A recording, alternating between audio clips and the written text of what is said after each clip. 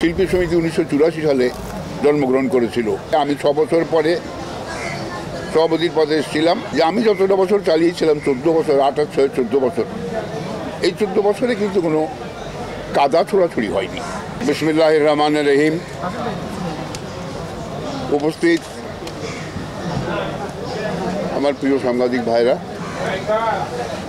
আসসালামু আলাইকুম রহমতুল্লাহ।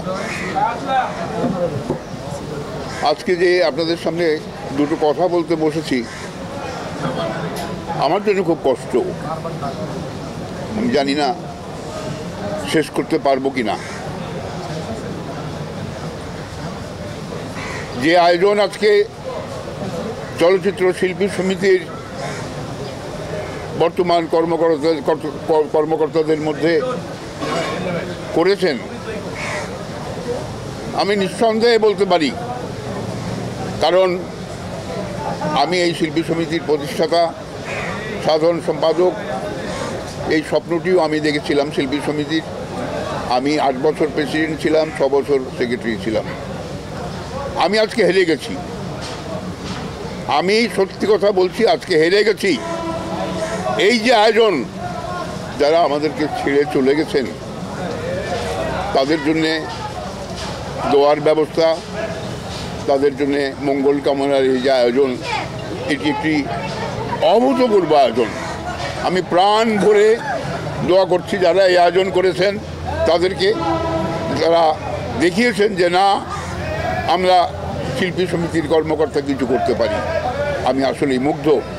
আমার অনেক অনেক শুভেচ্ছা, ভালোবাসা তাদের জন্য থাকবে। তারা যেন আরও সুন্দর করে এই সমিতির কর্মকাণ্ড চালাতে পারে। আপনারা দেখেছেন বোর্ডেই, আমি বলে লাভ নেই, যে এই সমিতি 1984 সনে শুরু হয়েছে। সেখানে আমি আহ্বায়ক ছিলাম। হোটেল পূর্বাণীতে এর জন্ম হয় সমিতির, যেখানে আমাদের প্রায় 82 জন শিল্পী উপস্থিত ছিলেন। তখনকার দিনের যারা অত্যন্ত জনপ্রিয় অভিনেতা সবাই ছিলেন, রাজ্জাক ভাই, খলিল ভাই, শওকত আকবর সাহেব, ATM শামসুজ্জামান, আক্তার সাহেব, ফরিদ আলী, এরকম বহুত লোক। আমি নাম সবার যদি বলতে পারবো না, এবং কোনো ভুল হয়ে গেলে আমাকে আল্লাহ মাফ করে দেন, এবং যারা চলে গেছেন তারাও যেন মাফ করে দেন। এই সমস্ত মানুষের সহায়তায় শিল্পী সমিতি 1984 সালে জন্মগ্রহণ করেছিল হোটেল পুরানিতে।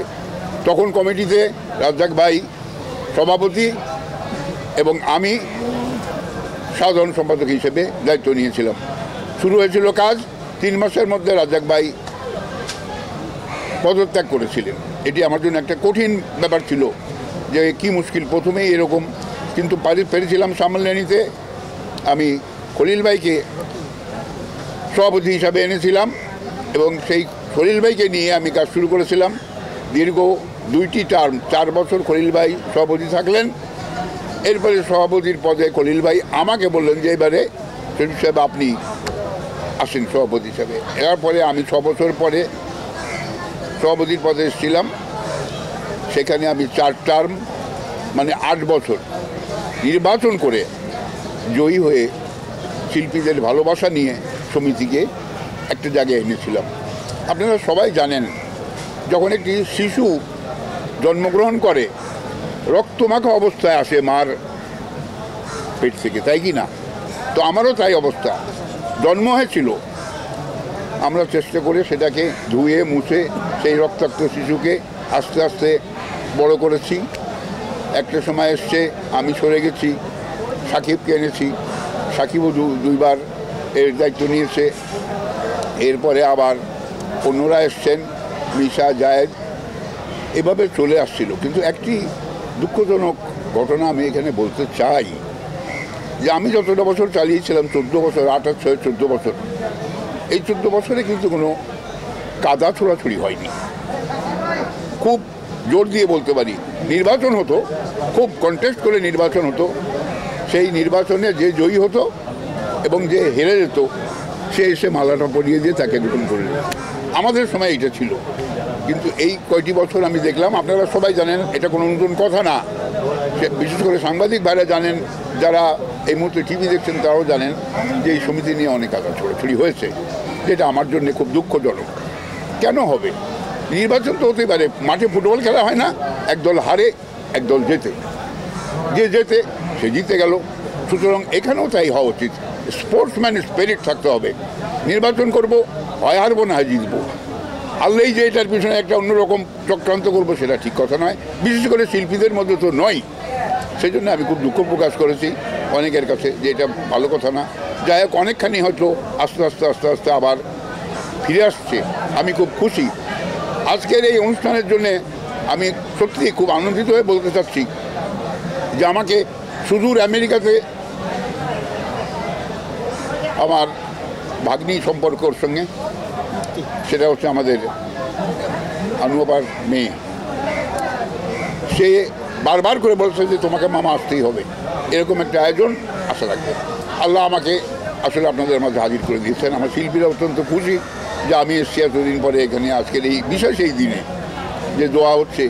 আমি এখান দিয়ে আসছিলাম যখন পোস্টারে বিভিন্ন শিল্পীর ছবি আছে, আমার জন্য এত কষ্ট, আমি এখানে দাঁড়িয়েছিলাম, আমার চোখ দিয়ে পানি চলে আসলো